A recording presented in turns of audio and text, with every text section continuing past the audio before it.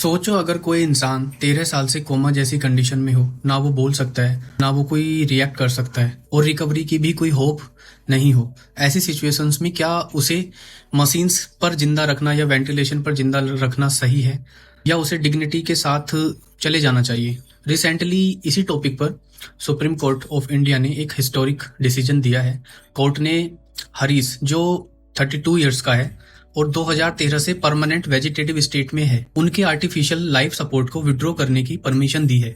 हुआ क्या था कि हरीश 2013 में सीरियस हेड इंजरी हुई थी और तब से वो 13 साल से इसी स्टेट में हॉस्पिटल में था। डॉक्टर्स और फैमिली के डिस्कस करने के बाद कोर्ट ने एम्स दिल्ली को उन्हें पैलिएटिव केयर डिपार्टमेंट में शिफ्ट करने और ट्रीटमेंट विड्रॉ करने का डिसीजन दिया है।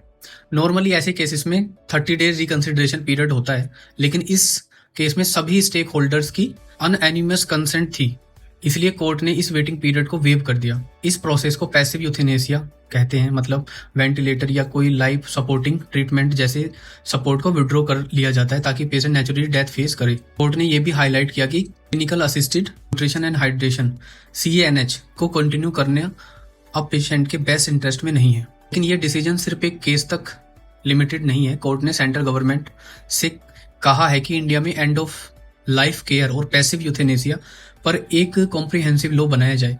इंडिया में एक्टिव यूथेनेसिया को इलीगल माना जाता है क्योंकि अगर क्लियर लॉ नहीं होगा तो कभी कभी फाइनेंशियल प्रेशर या एक्सटर्नल फैक्टर्स भी डिसीजंस को इन्फ्लुएंस कर सकते हैं।